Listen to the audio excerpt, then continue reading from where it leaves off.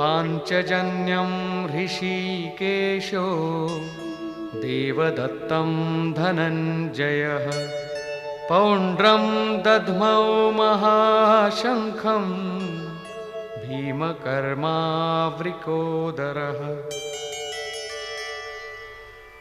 ऋषिकेशः, जो हृदय के सर्वस्व ज्ञाता है, उन कृष्ण ने 5 जन्य शंख बजाया।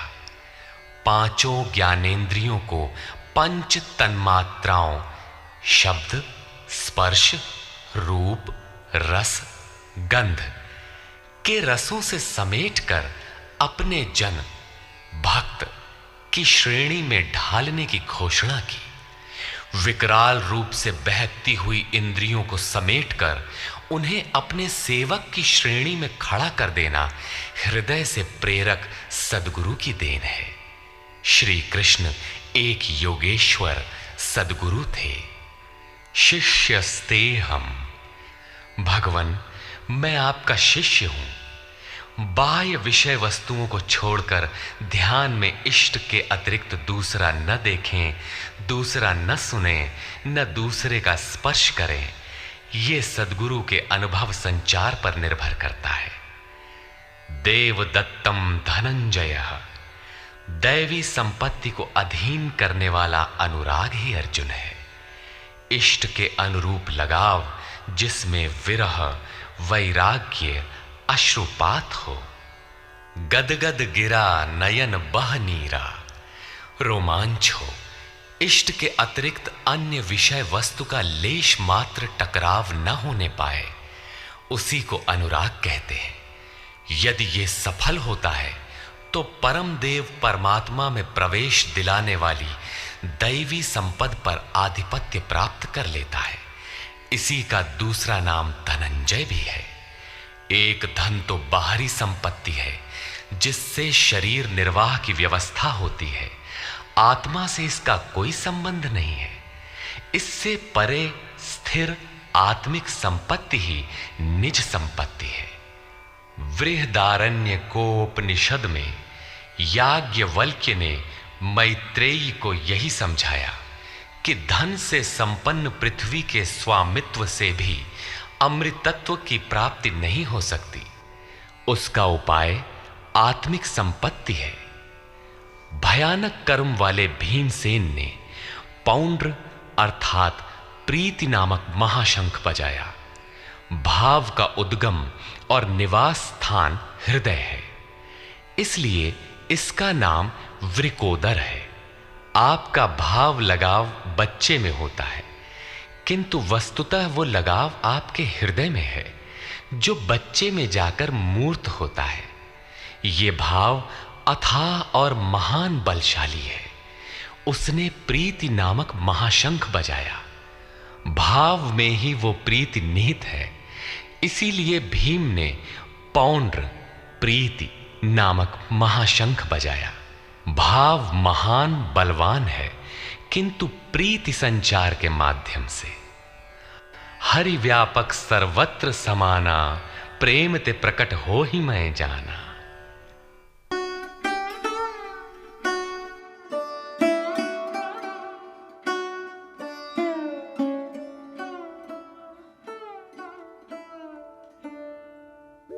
अनंत विजयं राजा कुंती पुत्रो युधिष्ठिरः नकुलः सहदेवश्च सुघोषमणिपुष्पकौ।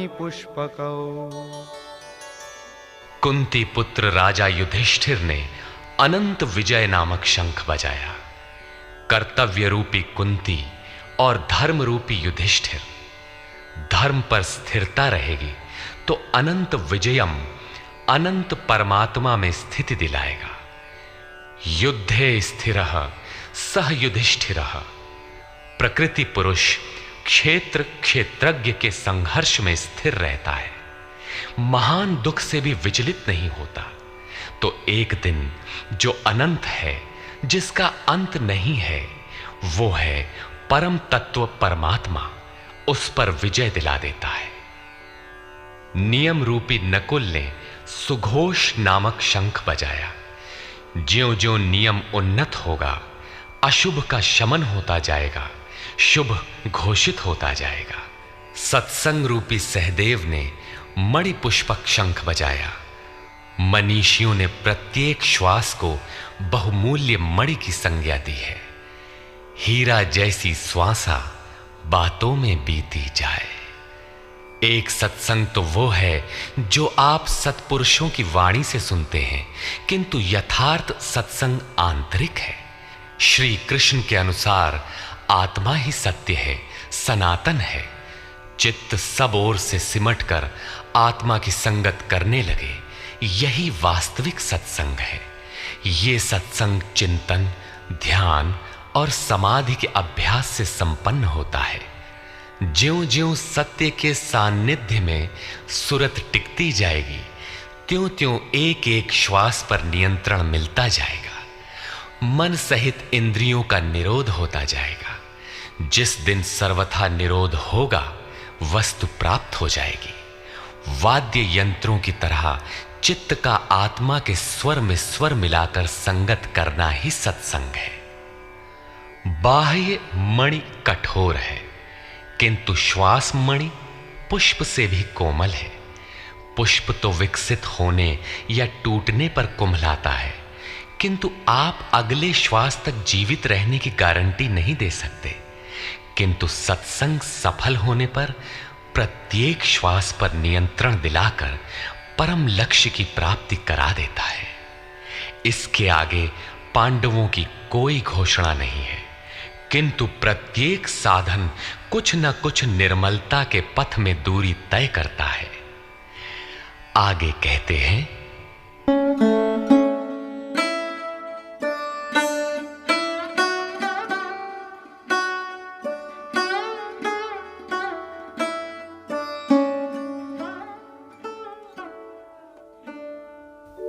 काश्यश्च परमेश्वासः शिखण्डी च महारथः धृष्टद्युम्नो विराटश्च सात्यकिश्चापराजितः। काया रूपी काशी। पुरुष जब सब ओर से मन सहित इंद्रियों को समेटकर काया में ही केंद्रित करता है, तो परमेश्वासः परम ईश में वास का अधिकारी हो जाता है। परम ईश में वास दिलाने में सक्षम काया ही काशी है। काया में ही परम ईश का निवास है। परमेश्वास का अर्थ श्रेष्ठ धनुष वाला नहीं, बल्कि परम धन ईश धन वास है। शिखा सूत्र का त्याग ही शिखंडी है। आजकल लोग सिर के बाल कटा लेते हैं और सूत्र के नाम पर गले की जनेऊ हटा लेते हैं, अग्नि जलाना छोड़ देते हैं। हो गया सन्यास उनका। नहीं, वस्तुतः शिखा लक्ष्य का प्रतीक है जिसे आपको पाना है, और सूत्र है संस्कारों का। जब तक आगे परमात्मा को पाना शेष है, पीछे संस्कारों का सूत्रपात लगा हुआ है, तब तक त्याग कैसा, सन्यास कैसा? अभी तो चलने वाले पथिक हैं। जब प्राप्तव्य प्राप्त हो जाए, पीछे लगे हुए संस्कारों की डोर कट जाए, ऐसी अवस्था में ब्रह्म सर्वथा शांत हो जाता है। इसलिए शिखंडी ही ब्रह्म रूपी भीष्म का विनाश करता है। शिखंडी चिंतन पथ की विशिष्ट योग्यता है, महारथी है। धृष्टद्युम्न दृढ़ और अचल मन तथा विराटः सर्वत्र विराट ईश्वर का प्रसार देखने की क्षमता इत्यादि दैवी संपद के प्रमुख गुण हैं। सात्विकता ही सात्यकी है। सत्य के चिंतन की प्रवृत्ति अर्थात सात्विकता यदि बनी है तो कभी गिरावट नहीं आने पाएगी। इस संघर्ष में पराजित नहीं होने देगी।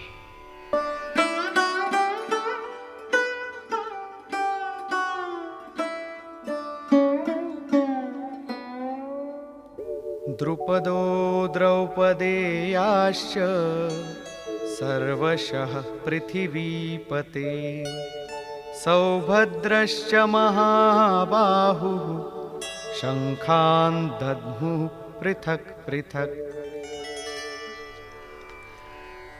अचल पददायक द्रुपद और ध्यान रूपी द्रौपदी के पांचों पुत्र सहृदयता, वात्सल्य, लावण्य, सौम्यता इत्यादि साधन में महान सहायक महारथी हैं तथा बड़ी भुजा वाला अभिमन्यु, इन सब ने पृथक पृथक शंख बजाए। भुजा कार्यक्षेत्र का प्रतीक है। जब मन भय से रहित हो जाता है तो उसकी पहुंच दूर तक हो जाती है। हे राजन, इन सब ने अलग अलग शंख बजाए। कुछ न कुछ दूरी सभी तय कराते हैं। इनका पालन आवश्यक है, इसलिए इनके नाम गिनाए। इसके अतिरिक्त कुछ दूरी ऐसी भी है जो मन बुद्धि से परे है। भगवान स्वयं ही अंतःकरण में विराज कर तय कराते हैं। इधर दृष्टि बनकर आत्मा से खड़े हो जाते हैं और सामने स्वयं खड़ा होकर अपना परिचय करा लेते हैं।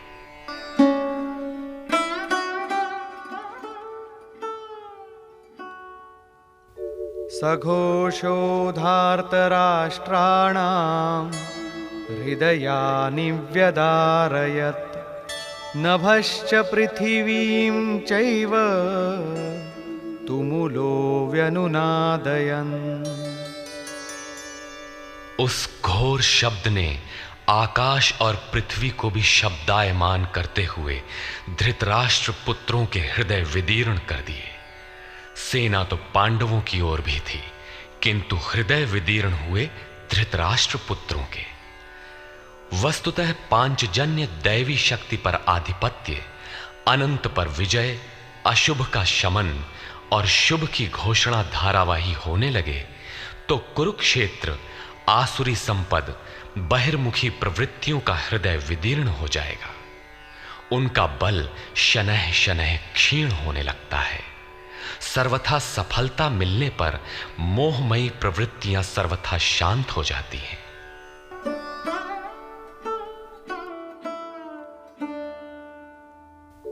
अथ व्यवस्थितान् दृष्ट्वा धार्तराष्ट्रान् कपिध्वजः प्रवृत्ते शस्त्रसम्पाते धनुरुद्यम्य पाण्डवः। ऋषिकेशं तदा वाक्यम् इदमाह महीपते। सेनयोरुभयोर्मध्ये रथं स्थापयमेच्युत। संयम रूपी संजय ने अज्ञान से आवृत मन को समझाया कि हे राजन, उसके उपरांत कपिध्वजः वैराग्य रूपी हनुमान, वैराग्य ही ध्वज है जिसका। ध्वज राष्ट्र का प्रतीक माना जाता है। कुछ लोग कहते हैं ध्वजा चंचल थी, इसलिए कपिध्वज कहा गया, किंतु नहीं। यहां कपि साधारण बंदर नहीं, स्वयं हनुमान थे, जिन्होंने मान अपमान का हनन किया था। सममान निरादर आदरहीन। प्रकृति की देखी सुनी वस्तुओं से, विषयों से राग का त्याग ही वैराग्य है। अतः वैराग्य ही जिसकी ध्वजा है, उस अर्जुन ने व्यवस्थित रूप से धृतराष्ट्र पुत्रों को खड़े देखकर शस्त्र चलने की तैयारी के समय धनुष उठाकर ऋषिकेशम, जो हृदय के सर्वस्व ज्ञाता है, उन योगेश्वर श्री कृष्ण से ये वचन कहा, हे अच्युत, जो कभी च्युत नहीं होता, मेरे रथ को दोनों सेनाओं के बीच खड़ा करिए। यहां सारथी को दिया गया आदेश नहीं, इष्ट सदगुरु से की गई प्रार्थना है। किस लिए खड़ा करें?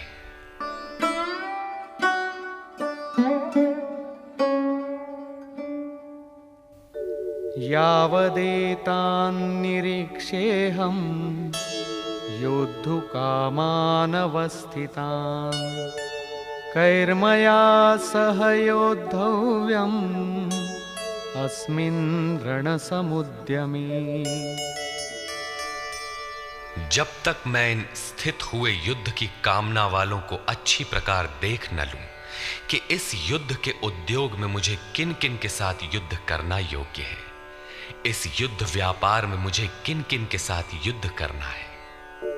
योत्स्यमानान् वेक्षेऽहं य एतेऽत्र समागताः धार्तराष्ट्रस्य दुर्बुद्धेर्युद्धे प्रियचिकीर्षवः।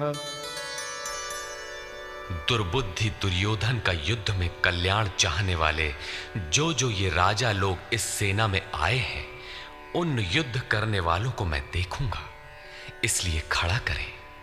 मोह रूपी दुर्योधन, मोहमयी प्रवृत्तियों का कल्याण चाहने वाले जो राजा इस युद्ध में आए हैं, उनको मैं देख लूं। संजय उवाच।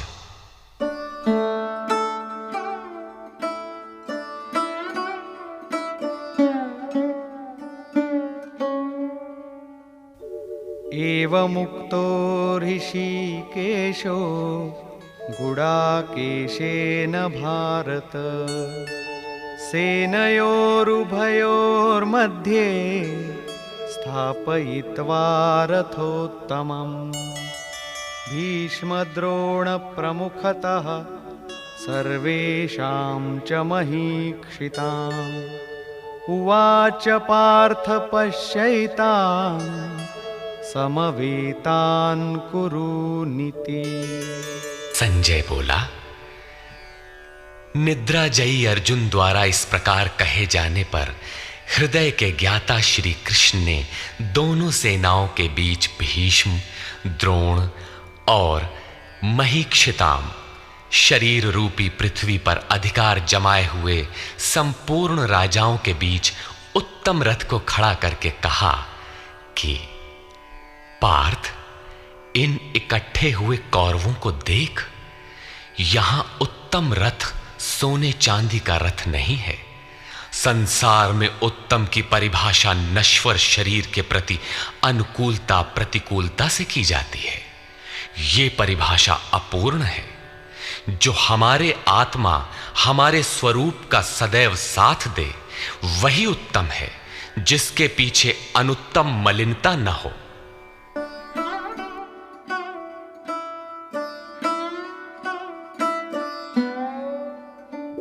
तत्रापश्यत् स्थितान् पार्थः पितॄनथ पितामहान् आचार्यान् मातुलान् भ्रातॄन् पुत्रान् पौत्रान् सखींस्तथा श्वशुरान् सुहृदश्चैव सेनयोरुभयोरपि। इसके उपरांत अचूक लक्ष्य वाले पार्थिव शरीर को रथ बनाने वाले पार्थ ने उन दोनों सेनाओं में स्थित पिता के भाइयों को, पितामहों को, आचार्यों को, मामाओं को, भाइयों को, पुत्रों को, पौत्रों को, मित्रों को, श्वसुरों को और सुहृदों को देखा। दोनों सेनाओं में अर्जुन को केवल अपना परिवार, मामा का परिवार, ससुराल का परिवार, सुहृद और गुरुजन दिखाई पड़े। प्रचलित गणना के अनुसार 18 अक्षौहिणी 2.5-3 अरब के लगभग होता है, जो आज के विश्व की जनसंख्या के समकक्ष है। इतने मात्र के लिए यदा कदा विश्व स्तर पर आवास, खाद्य समस्या बन जाती है। इतना बड़ा जन समूह अर्जुन के 3-4 रिश्तेदारों का परिवार मात्र था। क्या इतना बड़ा भी किसी का परिवार होता है? कदापि नहीं। यह हृदय देश का चित्रण है।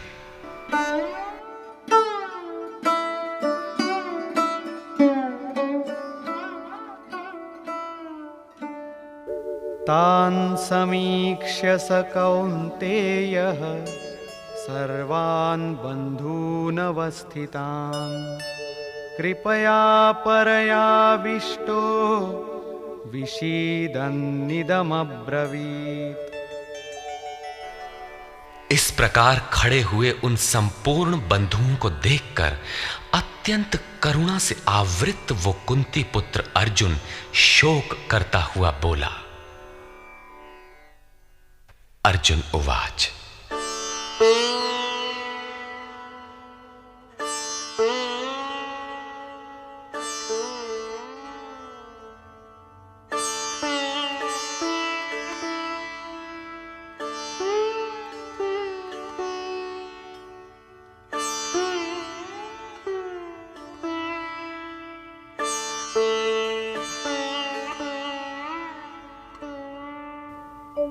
दृष्ट्वेमं स्वजनं कृष्ण युयुत्सुं समुपस्थितं सीदन्ति मम गात्राणि मुखं च परिशुष्यति वेपथुश्च शरीरे मे रोमहर्षश्च जायते।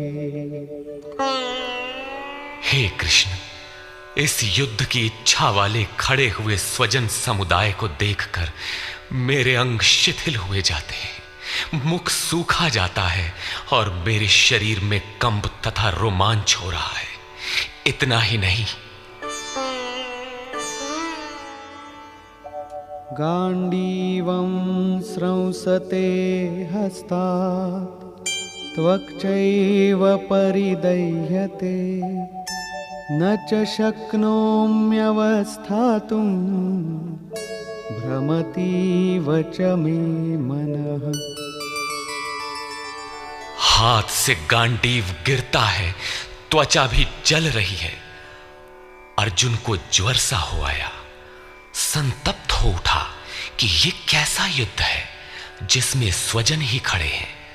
अर्जुन को भ्रम हो गया। वो कहता है, अब मैं खड़ा रह पाने में भी अपने को असमर्थ पा रहा हूं, अब आगे देखने की सामर्थ्य नहीं है।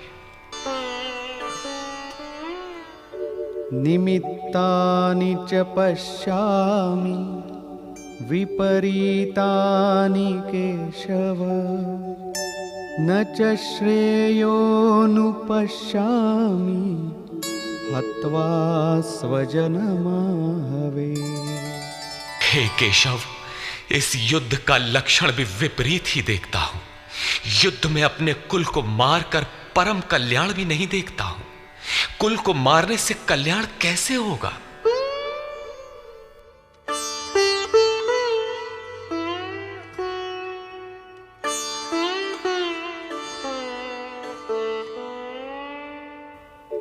न कांक्षे विजयं कृष्ण न च राज्यं सुखानि च किन्नो राज्येन गोविन्द किं भोगैर्जीवितेन वा। संपूर्ण परिवार युद्ध के मुहाने पर है।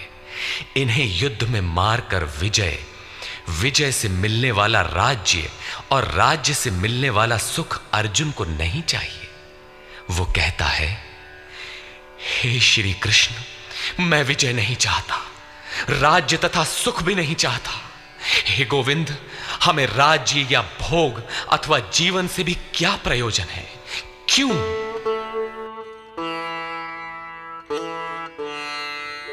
येषामर्थे कांक्षितं नो राज्यं भोगाः सुखानि च तैमेव स्थिता युद्धे प्राणांस् त्यक्त्वा धनानि च।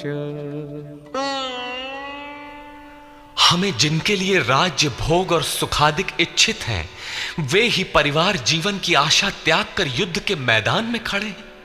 हमें राज्य इच्छित था तो परिवार को लेकर, भोग सुख और धन की पिपासा थी तो स्वजन और परिवार के साथ उन्हें भोगने की थी। किंतु जब सब के सब प्राणों की आशा त्याग कर खड़े हैं तो मुझे सुख राज्य या भोग नहीं चाहिए। ये सब इन्हीं के लिए प्रिय थे। इनसे अलग होने पर हमें इनकी आवश्यकता नहीं है। जब तक परिवार रहेगा तब तक ये वासनाएं भी रहती हैं। झोपड़ी में रहने वाला भी अपने परिवार, मित्र और स्वजन को मारकर विश्व का साम्राज्य स्वीकार नहीं करेगा। अर्जुन यही कहता है कि हमें भोग प्रिय थे, विजय प्रिय थी, किंतु जिनके लिए थी, जब वे ही नहीं रहेंगे तो भोगों से क्या प्रयोजन? इस युद्ध में मारना किसे है?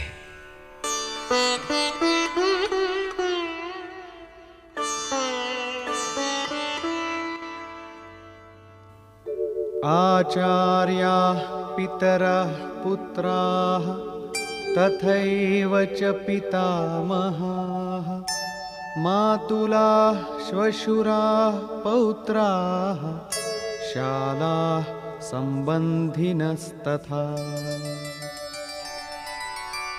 इस युद्ध में ताऊ, चाचे, लड़के और इसी प्रकार दादा, मामा, श्वसुर, पोते, साले तथा समस्त संबंधी ही हैं।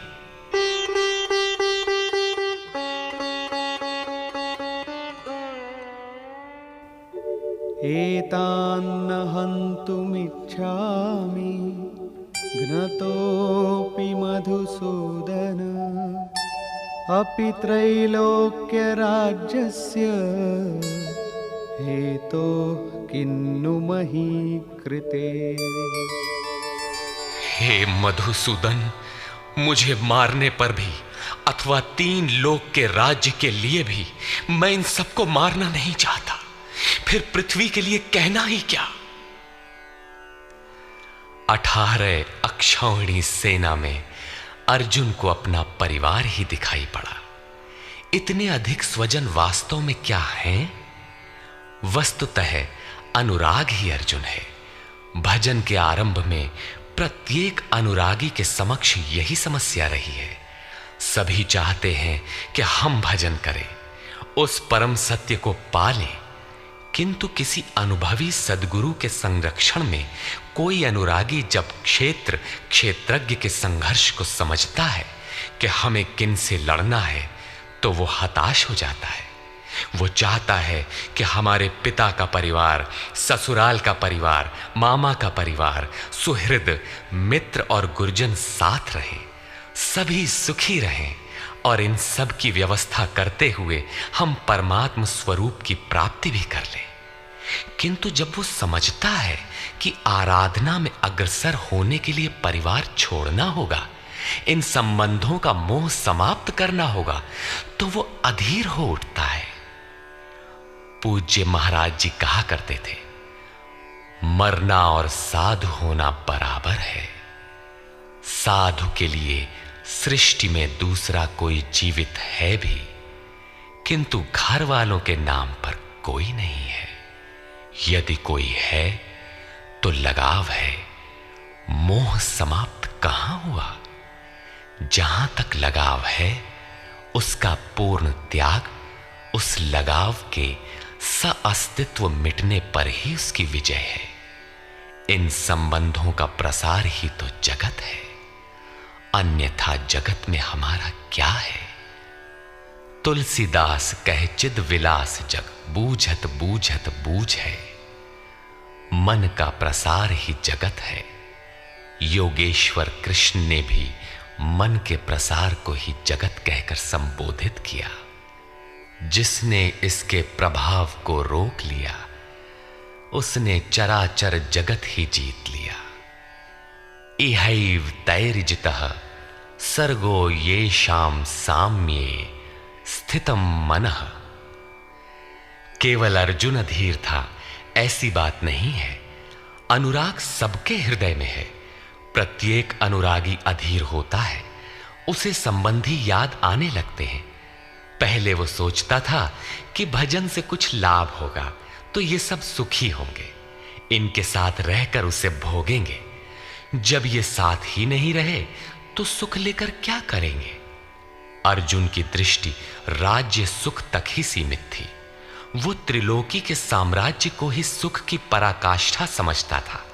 इसके आगे भी कोई सत्य है, इसकी जानकारी अर्जुन को अभी नहीं है।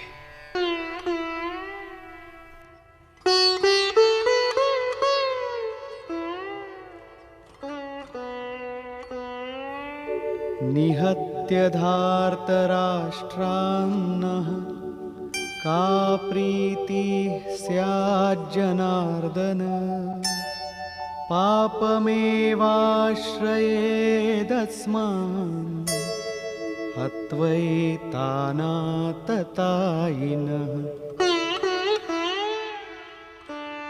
हे जनार्दन, धृतराष्ट्र के पुत्रों को मारकर भी हमें क्या प्रसन्नता होगी। जहां धृतराष्ट्र अर्थात धृष्टता का राष्ट्र है, उससे उत्पन्न मोह रूपी दुर्योधन इत्यादि को मारकर भी हमें क्या प्रसन्नता होगी। इन आतताइयों को मारकर हमें पाप ही तो लगेगा। जो जीवन यापन के तुच्छ लाभ के लिए अनीति अपनाता है वो आतताई कहलाता है, किंतु वस्तुतः इससे भी बड़ा आतताई वो है जो आत्मा के पथ में अवरोध उत्पन्न करता है। आत्मदर्शन में बाधक काम, क्रोध, लोभ, मोह आदि का समूह ही आतताई है।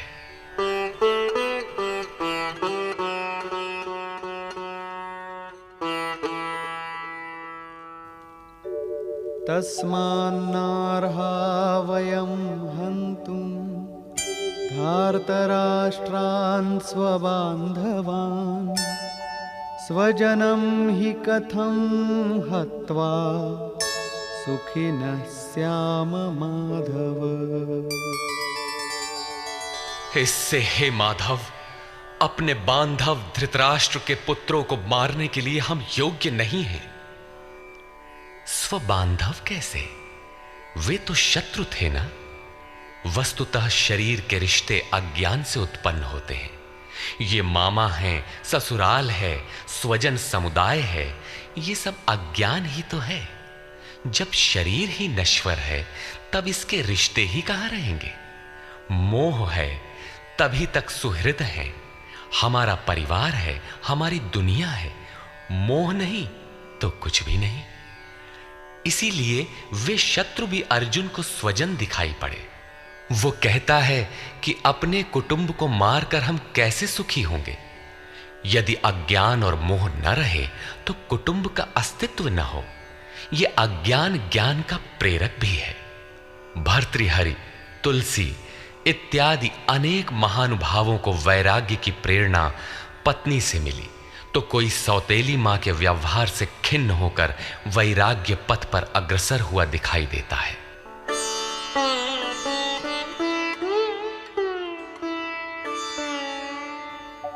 यद्यप्येतेन पश्यन्ति लोभोपहत चेतसः कुलक्षयकृतं दोषं मित्रद्रोहे च पातकम्। यद्यपि लोभ से भ्रष्ट चित्त हुए ये लोग कुल नाश के दोष और मित्र द्रोह के पाप को नहीं देखते हैं, ये उनकी कमी है। फिर भी कथं न ज्ञेयमस्माभिः पापादस्मान्निवर्तितुं कुलक्षयकृतं दोषं प्रपश्यद्भिर्जनार्दन। हे जनार्दन, कुल नाश से होने वाले दोषों को जानने वाले हम लोगों को इस पाप से हटने के लिए क्यों नहीं विचार करना चाहिए। मैं ही पाप करता हूं ऐसी बात नहीं, आप भी भूल करने जा रहे हैं। कृष्ण पर भी आरोप लगाया। अभी वो समझ में अपने को कृष्ण से कम नहीं मानता। प्रत्येक नया साधक सद्गुरु की शरण जाने पर इसी प्रकार तर्क करता है और अपने को जानकारी में कम नहीं समझता। यही अर्जुन भी कहता है कि ये भले न समझें, किंतु हम आप तो समझदार हैं। कुल नाश के दोषों पर हमें विचार करना चाहिए। कुल नाश में दोष क्या है? कुलक्षये प्रणश्यन्ति कुलधर्माः सनातनाः धर्मे नष्टे कुलं कृत्स्नम् अधर्मोऽभिभवत्युत। कुल के नाश होने से सनातन कुल धर्म नष्ट हो जाते हैं। अर्जुन कुल धर्म कुलाचार को ही सनातन धर्म समझ रहा था। धर्म के नाश होने पर संपूर्ण कुल को पाप भी बहुत दबा लेता है। अधर्माभिभवात् कृष्ण प्रदुष्यन्ति कुलस्त्रियः। स्त्रीषु दुष्टासु वार्ष्णेय जायते वर्णसंकरः। हे कृष्ण, पाप के अधिक बढ़ जाने से कुल की स्त्रियां दूषित हो जाती हैं। हे वार्ष्णेय, स्त्रियों के दूषित होने पर वर्ण संकर उत्पन्न होता है। अर्जुन की मान्यता थी कि कुल की स्त्रियों के दूषित होने से वर्ण संकर होता है, किंतु श्री कृष्ण ने इसका खंडन करते हुए आगे बताया कि मैं अथवा स्वरूप में स्थित महापुरुष यदि आराधना क्रम में भ्रम उत्पन्न कर दे तब वर्ण संकर होता है। वर्ण संकर के दोषों पर अर्जुन प्रकाश डालता है।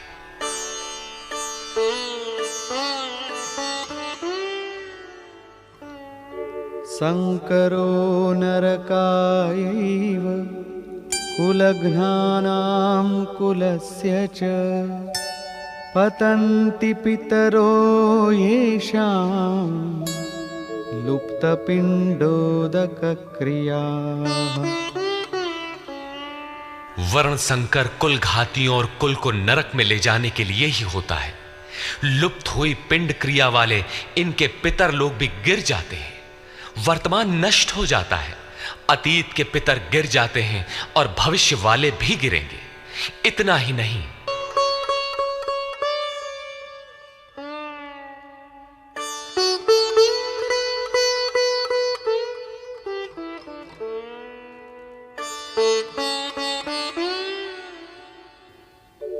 दोषैरेतैः कुलघ्नानां वर्णसंकरकारकैः उत्साद्यन्ते जातिधर्माः कुलधर्माश्च शाश्वताः।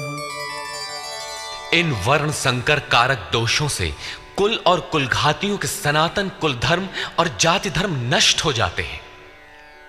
अर्जुन मानता था कि कुल धर्म सनातन है, कुल धर्म ही शाश्वत है, किंतु श्री कृष्ण ने इसका खंडन किया और आगे बताया कि आत्मा ही सनातन शाश्वत धर्म है।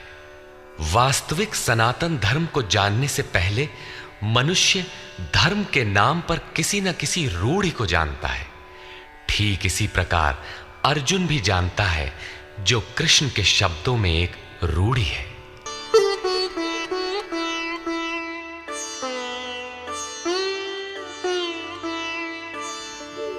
उत्सन्नकुलधर्माणां मनुष्याणां जनार्दन नरके नियतं वासो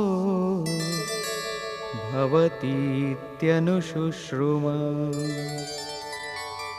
हे जनार्दन, नष्ट हुए कुल धर्म वाले मनुष्यों का अनंत काल तक नरक में वास होता है, ऐसा हमने सुना है। कुल धर्म ही नहीं नष्ट होता, बल्कि शाश्वत सनातन धर्म भी नष्ट हो जाता है।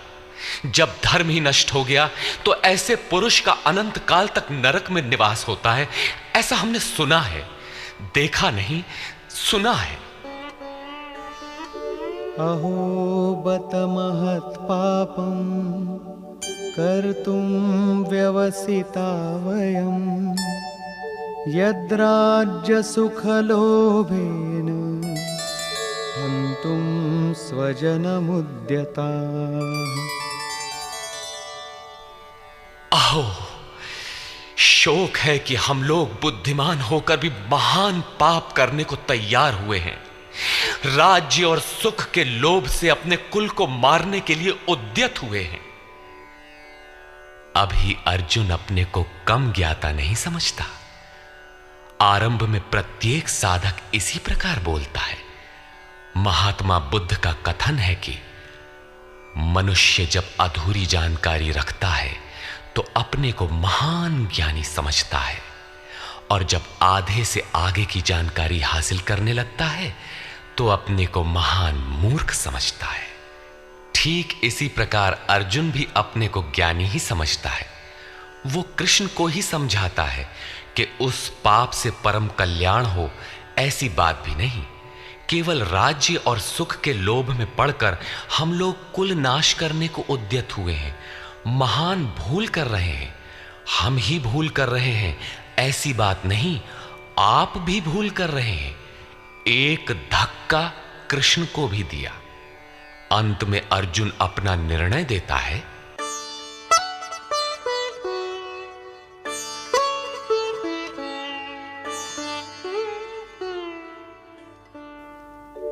यदि माम प्रतीकारम् अशस्त्रं शस्त्रपाणयः धार्तराष्ट्रारणे हन्युः तन्मे क्षेमतरं भवेत्।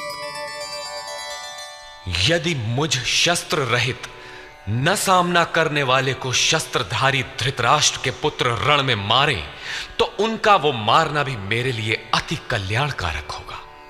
इतिहास तो कहेगा कि अर्जुन समझदार था, जिसने अपनी बलि देकर युद्ध बचा लिया।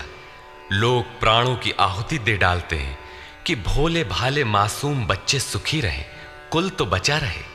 मनुष्य विदेश चला जाए, वैभवपूर्ण प्रासाद में रहे, किंतु 2 दिन बाद उसे अपनी छोड़ी हुई झोपड़ी याद आने लगती है। मोह इतना प्रबल होता है। इसीलिए अर्जुन कहता है कि शस्त्रधारी धृतराष्ट्र के पुत्र मुझ न प्रतिकार करने वाले को रण में मार दें, तब भी वो मेरे लिए अति कल्याणकारी होगा, ताकि लड़के तो सुखी रहें। संजय उवाच।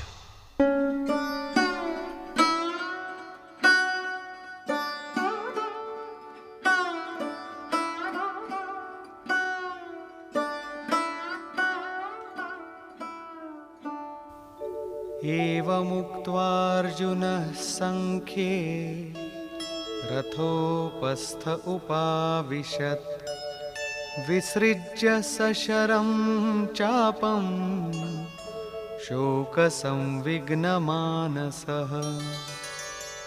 संजय बोला कि रणभूमि में शोक से उद्विग्न मन वाला अर्जुन इस प्रकार कहकर बाण सहित धनुष को त्याग कर रथ के पिछले भाग में बैठ गया, अर्थात क्षेत्र क्षेत्रज्ञ के संघर्ष में भाग लेने से पीछे हट गया। निष्कर्ष। अर्जुन को सैन्य निरीक्षण में अपना परिवार ही दिखाई पड़ता है। जहां तक संबंध है उतना ही जगत है। अनुराग के प्रथम चरण में पारिवारिक मोह बाधक बनता है। साधक जब देखता है कि मधुर संबंधों से इतना विच्छेद हो जाएगा जैसे वे थे ही नहीं, तो उसे घबराहट होने लगती है। स्वजना शक्ति को मारने में उसे अकल्याण दिखाई देने लगता है। वो प्रचलित रूढ़ियों में अपना बचाव ढूंढने लगता है, जैसा अर्जुन ने किया। उसने कहा, कुल धर्म ही सनातन धर्म है। इस युद्ध से सनातन धर्म नष्ट हो जाएगा। कुल की स्त्रियां दूषित होंगी, वर्ण संकर पैदा होगा, जो कुल और कुल घातियों को अनंत काल तक नरक में ले जाने के लिए ही होता है।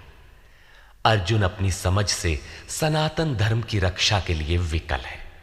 उसने श्री कृष्ण से अनुरोध किया कि हम लोग समझदार होकर भी ये महान पाप क्यों करें, अर्थात श्री कृष्ण भी पाप करने जा रहे हैं। अंततो गत्वा पाप से बचने के लिए मैं युद्ध नहीं करूंगा, ऐसा कहता हुआ हताश अर्जुन रथ के पिछले भाग में बैठ गया। क्षेत्र क्षेत्रज्ञ के संघर्ष से पीछे हट गया। अतः ओम तत्सदिति श्रीमद्भगवद गीता सूपनिषत्सु ब्रह्म विद्यायाम योग शास्त्रे श्री कृष्णार्जुन संवादे संशय विषाद योगो नाम प्रथमोऽध्यायः। इस प्रकार स्वामी अड़गड़ानंद कृत श्रीमद् भगवद गीता के भाष्य यथार्थ गीता का प्रथम अध्याय पूर्ण होता है। हरि ओम तत्सत।